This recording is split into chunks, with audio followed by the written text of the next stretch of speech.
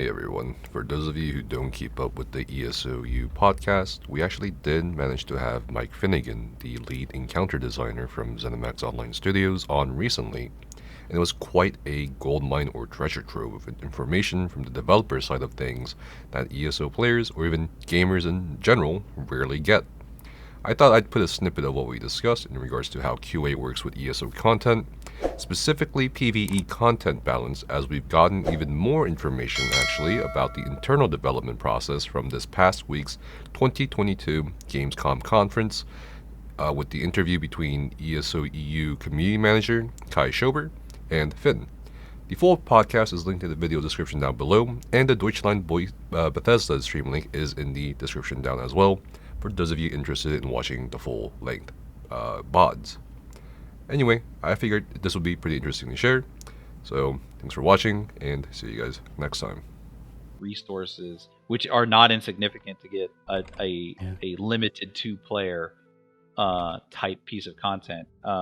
It's not in the cards right now. So that's kind of like the hang up right now. Yeah. Well, I mean, I've been sometimes do the 4-person arenas with 2 companions. That's pretty fun. I mean, that's about as close as we can get, I guess. For now. Right. Something you mentioned earlier too, with your work and coordination between all these different teams must be a headache, logistically speaking.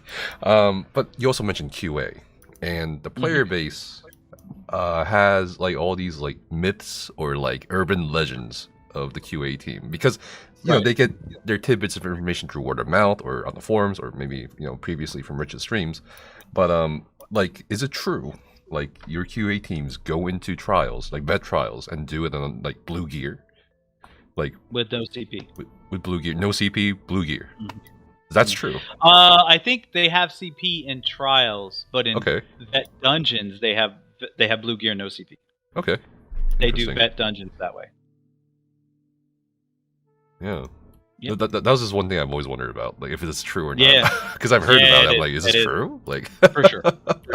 And that's part of because when we go into these, the group that we're catering kind of for veteran, we want to make sure that we don't overshoot it. And our QA team has been playing the game for a very, very long time, and been testing our content for a very, very long time. And they also have somewhat of an advantage because they've been testing it all through development too.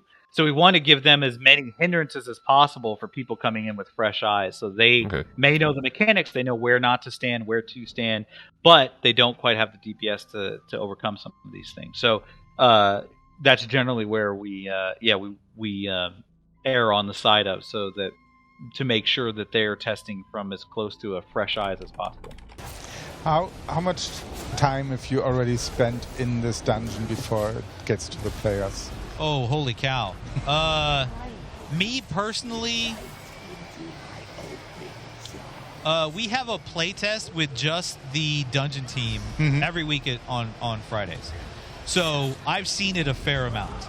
Not nearly as much as our QA team, who goes through all of the balancing sessions for this dungeon repeatedly. And that's 3 hours a day, 3 days a week, where they go through and they balance this for like 4 weeks or something like that.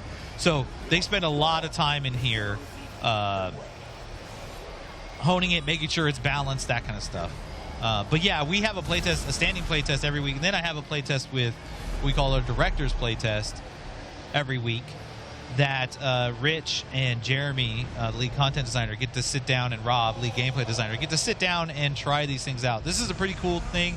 What you want to do here is you can't heal yourself, so you want to run into these little ghost guys, but these guys are swimming through the windows.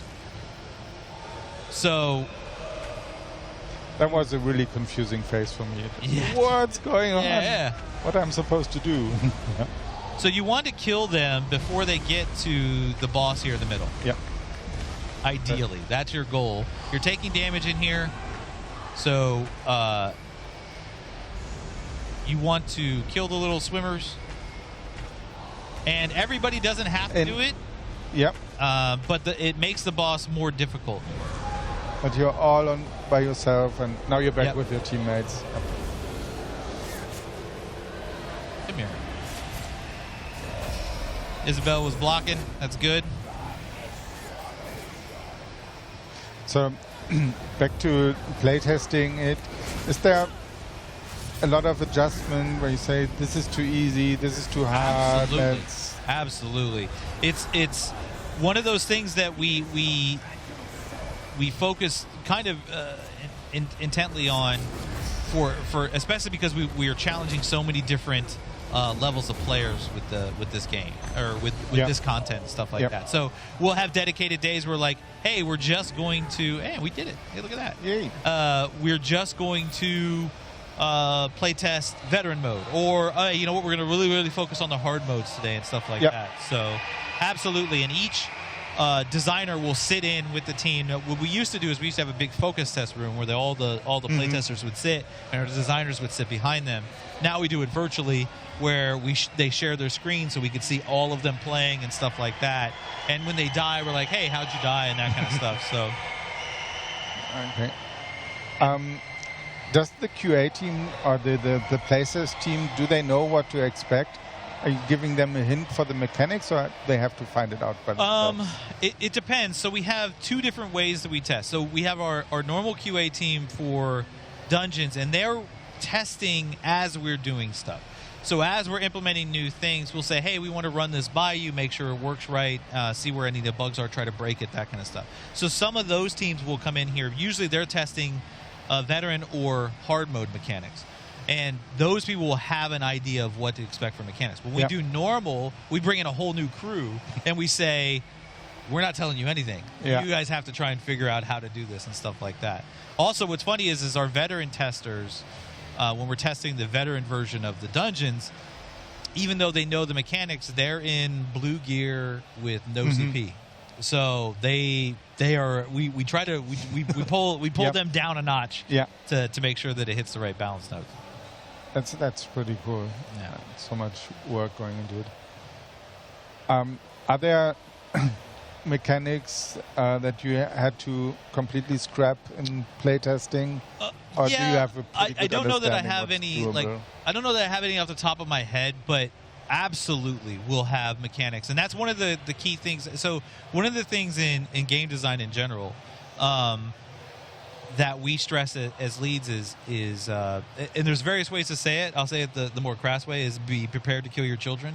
And that is you will develop something and you'll go through and you'll hone it and you'll iterate on it and stuff like that. You're like, I love this mechanic, and it can get to playtest and it just isn't fun and it's not good and it's not reading and stuff. And a lot of times people are like, well, I can fix it, or I can massage it, I can do this stuff.